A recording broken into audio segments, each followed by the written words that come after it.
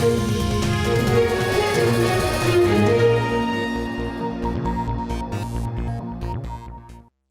evening and welcome to Rajya Sabha TV. My name is Aditi Nagpal Girotra and you're watching News Tonight. Before we get rolling, let's take a look at the headlines. Rajya Sabha adjourned sine die. In his concluding remarks, Chairman M. Venkaiah Naidu says, though session has been satisfactory in terms of productivity, there were some areas of concern, appeals to all members to ensure that unseemly behavior is not repeated.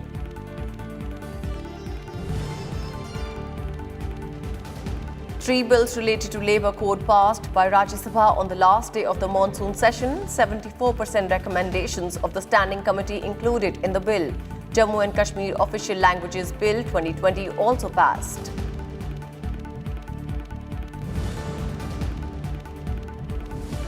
Lok Sabha also adjourned sine die after passing the Major Port Authorities Bill 2020. Speaker Om Birla thanked everyone, including Rajya Sabha Chairman and Rajya Sabha Television, for smooth conduct of the House amid a global pandemic.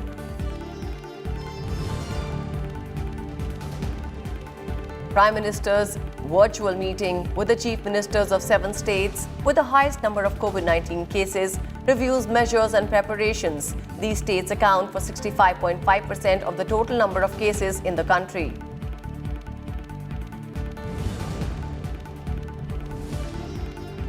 And India will not tolerate interference of any other country in its internal affairs, sends out strong message to Pakistan and Turkey at the UN after they raised the Kashmir issue.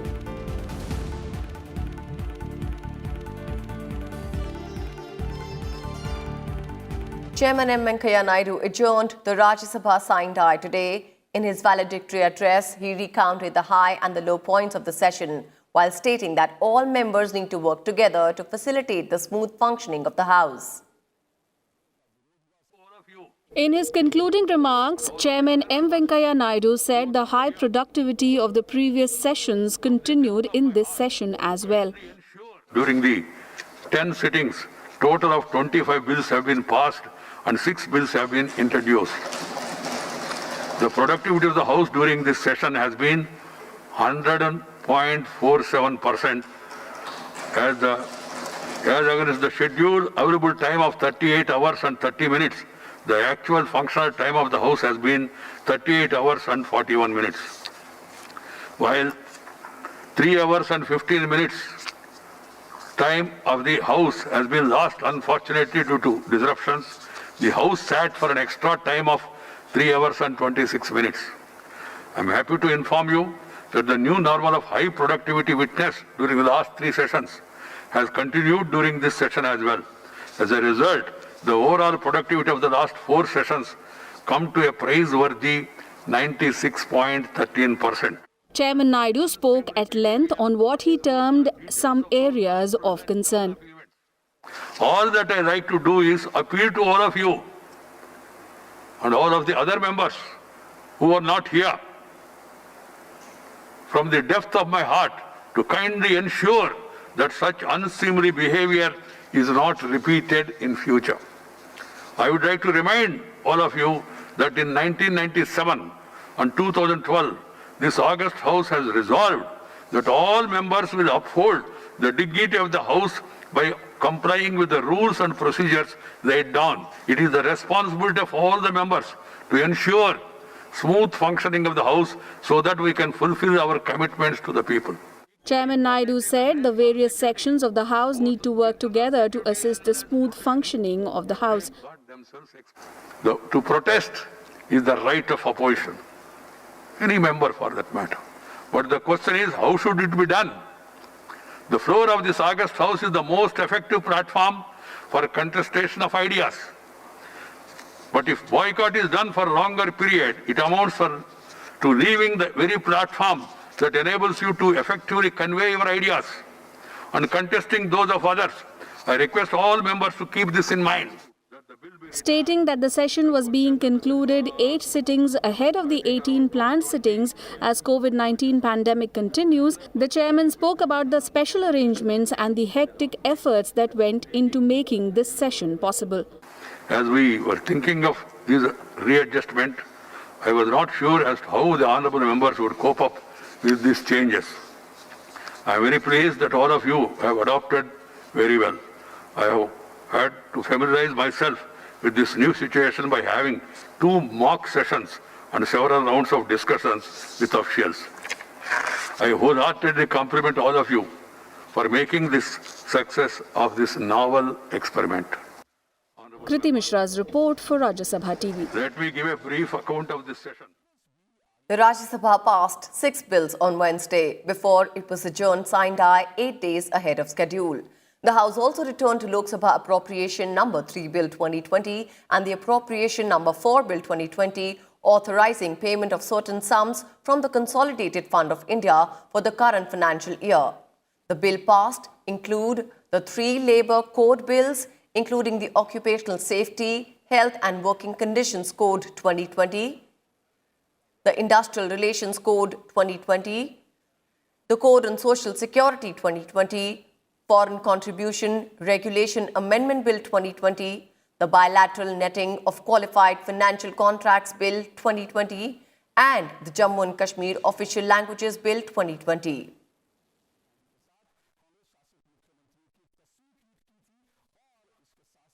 Rajya Sabha also passed the 3 key labour bills that had been passed by the Lok Sabha on Tuesday. The Occupational Safety, Health and Working Conditions Code 2020, the Industrial Relations Code 2020 and the Code on Social Security 2020 were passed by a voice vote. These codes would provide salary security, social security and proper environment at workplaces to 50 crore workers of the country.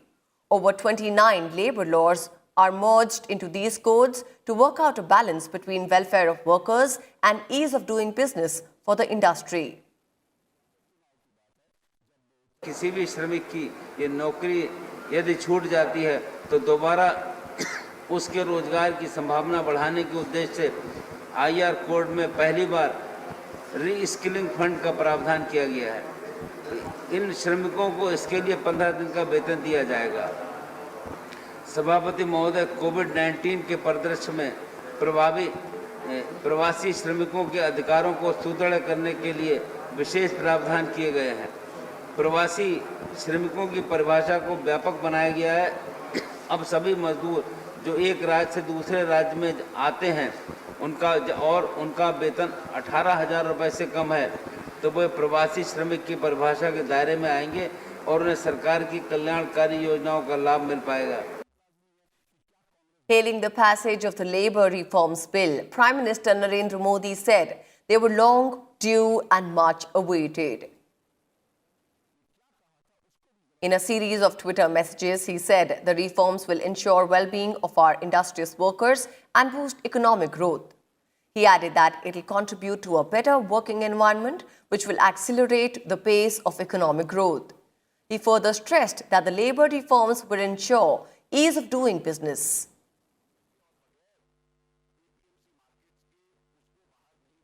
The Upper House on Wednesday passed the Foreign Contribution Regulation Amendment Bill 2020. This Lok Sabha passed the bill on 21st of September. Minister of State for Home Affairs Nityanand Rai said the act is being changed to ensure that the foreign money coming to India is not used against national interests. He also assured the House that the legislation will not stop foreign contributions in any way. The bill adds that any person seeking prior permission, registration or renewal of registration must provide the Aadhaar number of all its office bearers, directors or key functionaries as an identification document. Foreigners must provide copies of the passport or the Overseas Citizen of India card for identification. The bill also amends the Foreign Contribution Regulation Act 2010 to state that foreign contribution must be received only in an account designated by the bank as FCRA account.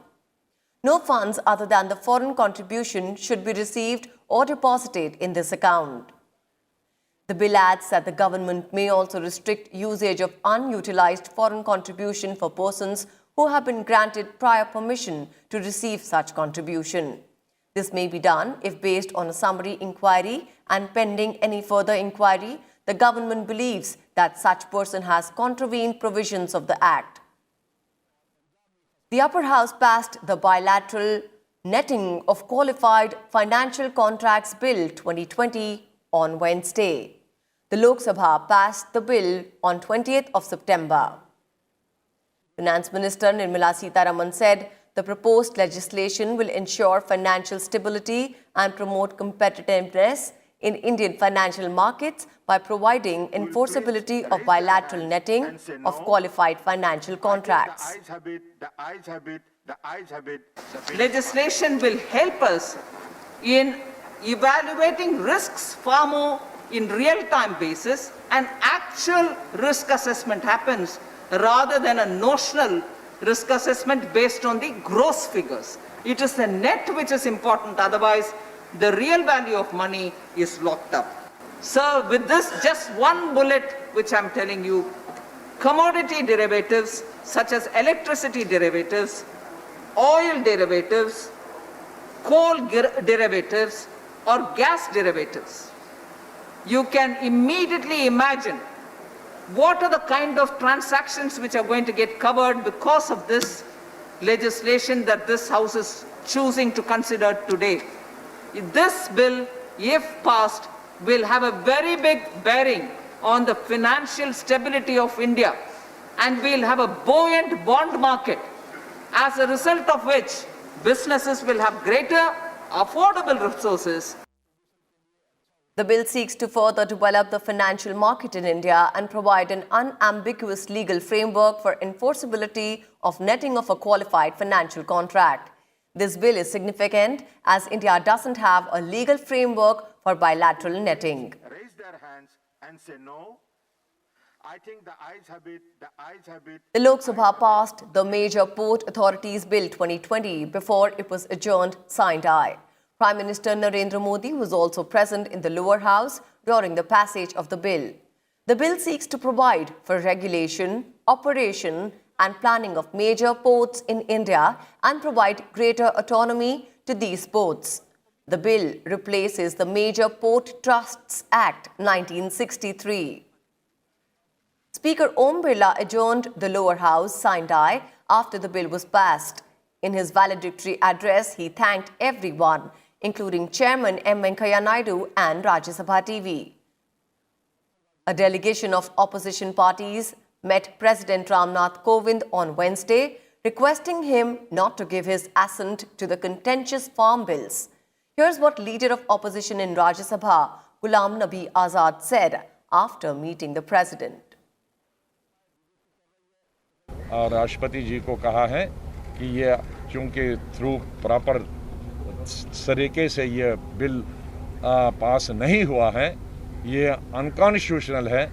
माननीय राष्ट्रपति जी इसको वो कानून हिंद भारत के संविधान के रखवाले हैं, वो इस बिल को वापस भेज दें और ताकि उसमें दोबारा से चर्चा हो जाए और थ्रू प्रॉपर रूट आ जाए और उसमें चर्चा के साथ साथ जो अमेंडमेंट्स हैं वो अमेंडमेंट्स भी लाए जाएं, रेजोल्यूशन पे दोबारा वोटिंग हो जाए, तो तब जाके जब आएगा तब इसको अपनी स्वीकृति दें। With this, we'll slip into a quick break, but we'll be back soon. Stay tuned with us.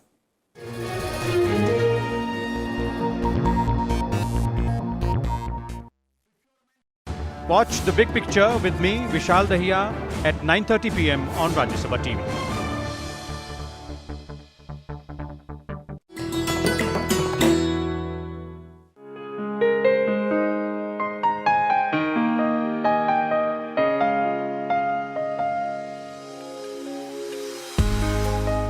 The prolific British poet and story writer Joseph Rudyard Kipling, one of the first masters of short stories in English.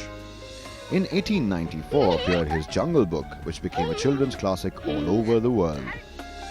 Kim, the story of Kimball O'Hara and his adventures in the Himalayas, is perhaps his most felicitous work published. Set in and concerned with India he had come to know and love so well.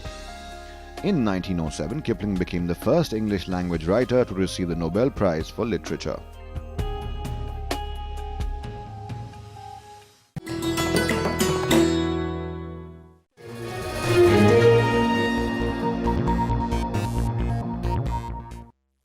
Welcome back. You're still with us on News Tonight. Prime Minister Narendra Modi on Wednesday reviewed the COVID-19 pandemic situation with chief ministers of 7 high caseload states and union territories through video conference. The virtual meeting was also attended by health ministers of the 7 states, Maharashtra, Andhra Pradesh, Karnataka, Uttar Pradesh, Tamil Nadu, Delhi and Punjab. In the meeting, the chief ministers discussed the situation in their states with the Prime Minister, and they shared their suggestions. Welcoming their ideas, Prime Minister Modi asked them to work at the block level and focus on better training of those involved in the contact tracking and tracing. He also urged the states to assess the effectiveness of the local lockdowns that are carried out for 1 or 2 days. Union Home Minister Amit Shah also attended the meeting. These 7 states account for more than 65% of the active cases in the country. साथियों, प्रभावी testing, tracing, treatment, surveillance और स्पष्ट messaging, इसी पर हमें अपना focus और बढ़ाना होगा। प्रभावी मैसेजिंग इसलिए भी जरूरी है क्योंकि ज्यादातर संक्रमण बिना लक्षण का है। Now let's take a look at the COVID-19 situation in the country. India's COVID-19 infections crossed 56 lakh on Wednesday. There were 83,347 new cases and 1,085 deaths in the last 24 hours. Total cases include 9,68,000 active ones and 45,87,000 recovered cases. The death toll has crossed 90,000 till now. With 89,746 people recovering from COVID-19 in the last 24 hours, total recoveries remain more than the number of new infections for the 5th day in a row. India has the highest cases of recoveries in the world, amounting to nearly 19.5% of the global recoveries. The recovery rate has improved to 81.24% and the active cases stand at 17.17%. The death rate has declined to 1.59%. Maharashtra, Andhra Pradesh, Karnataka, Uttar Pradesh and Tamil Nadu reported the highest single-day rise in cases in the last 24 hours.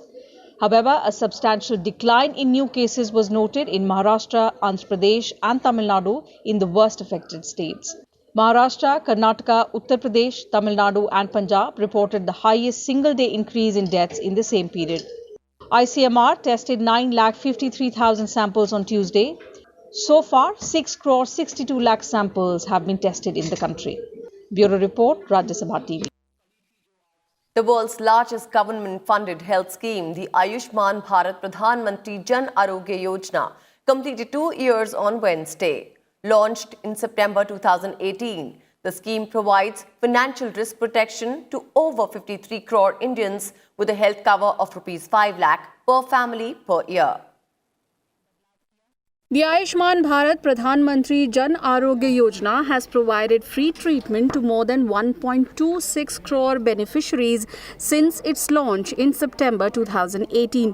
Chairing Arogya Manthan 2.0 to mark 2 years of the world's largest public health system, Union Health Minister Dr. Harshvardhan said more than 23,000 hospitals have been empaneled so far and over 12.5 crore e-cards have been issued since the scheme was first implemented. Asserting that the Ayushman Bharat scheme has saved crores of lives and households from getting wiped out due to the catastrophic expenditure on health, Dr. Harshvardhan said ABPMJAY provided treatments worth more than 15,500 crore rupees in 2 years. Nearly half of the beneficiaries have been girls and women.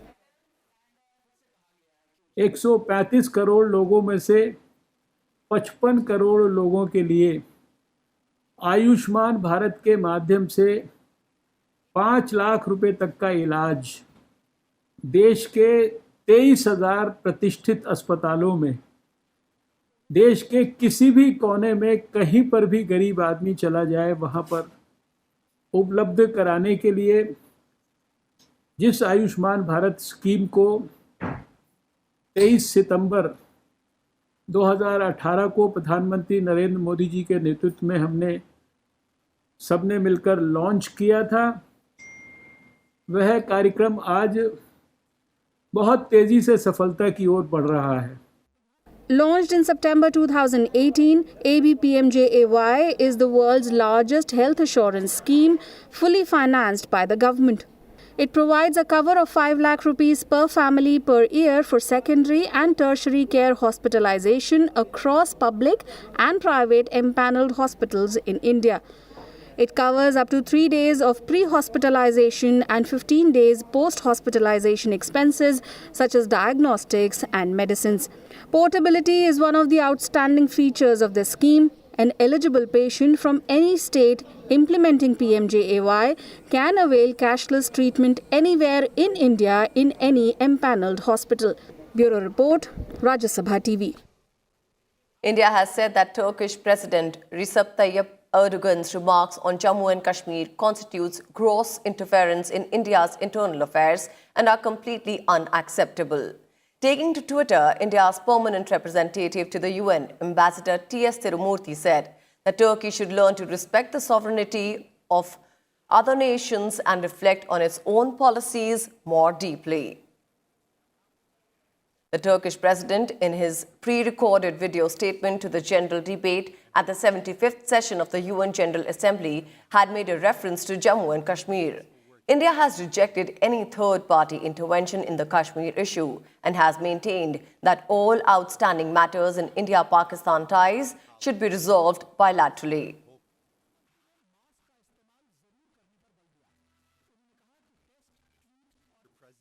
Rejecting Pakistan's reference to Kashmir at the United Nations, India has said Pakistan should focus on tackling terrorism. Calling out Pakistan for harboring and training terrorists, First Secretary of India's permanent mission to the United Nations, Vidisha Maitra, said Pakistan is globally recognized as the epicenter of terrorism. She made the statement exercising her right to reply at the UN. Pakistan's Foreign Minister Shah Mahmood Qureshi had on Monday raised the issue of Kashmir during his address on the 75th anniversary of the United Nations. We reject the malicious reference made to the Union Territory of Jammu and Kashmir, which is an integral part of India. If there is an item that is unfinished on the agenda of the UN, it is that of tackling the scourge of terrorism. Pakistan is a country which is globally recognized as the epicenter of terrorism, which by its own admission harbors and trains terrorists and hails them as martyrs and consistently persecutes its ethnic and religious minorities. It would do well to turn its attention inwards to immediately addressing these pressing concerns instead of diverting attention from them by misusing UN platforms. India and China have agreed to stop sending more troops to the front line and refrain from unilaterally changing the situation on the ground. The announcement was made on Tuesday in a joint statement by both Indian and Chinese armies following the 6th round of Corps commander-level talks. The statement said the two militaries also agreed to strengthen communication on the ground, avoid misunderstandings and misjudgments, and honestly implement the important consensus reached by the leaders of the two countries. They also resolved to hold the 7th round of military commander talks as soon as possible. However, there appeared to be no forward movement in disengagement of troops from the multiple friction points on the line of actual control.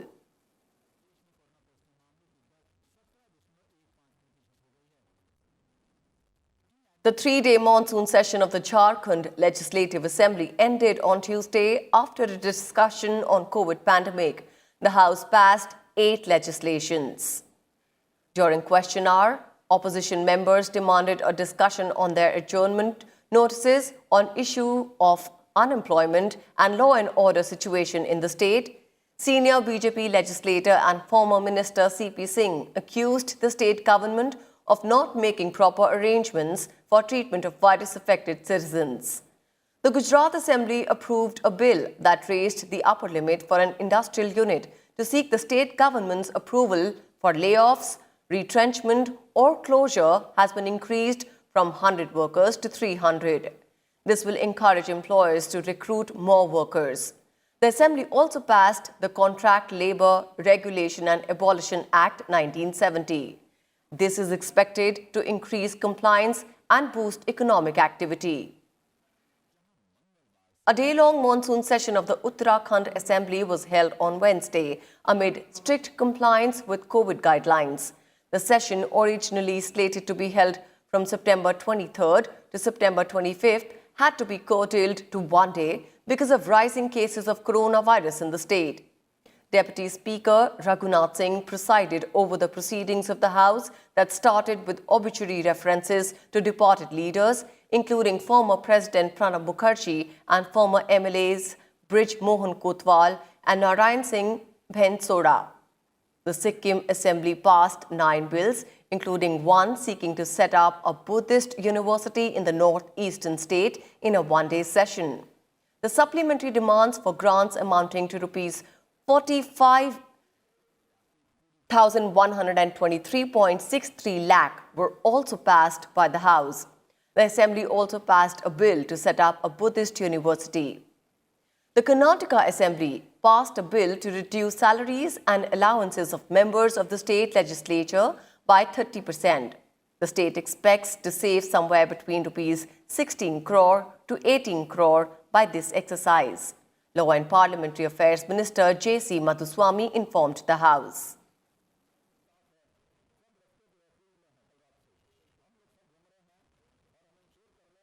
Heavy rains lashed Mumbai overnight, resulting in waterlogging at many places and rail and road traffic being disrupted on Wednesday. The IMD said Mumbai and its suburbs received one of the most intense showers of this monsoon season in the last 24 hours. The Santa Cruz Observatory recorded 286.4 millimeters rainfall during the period. It also said that more rainfall is likely to continue. In the wake of incessant rainfall, yellow warning has been sounded for Mumbai, Thane and North Konkan, while an orange alert has been issued. Meanwhile, 5 teams of the National Disaster Response Force are on standby, and the Disaster Management Department is keeping a close watch on the situation.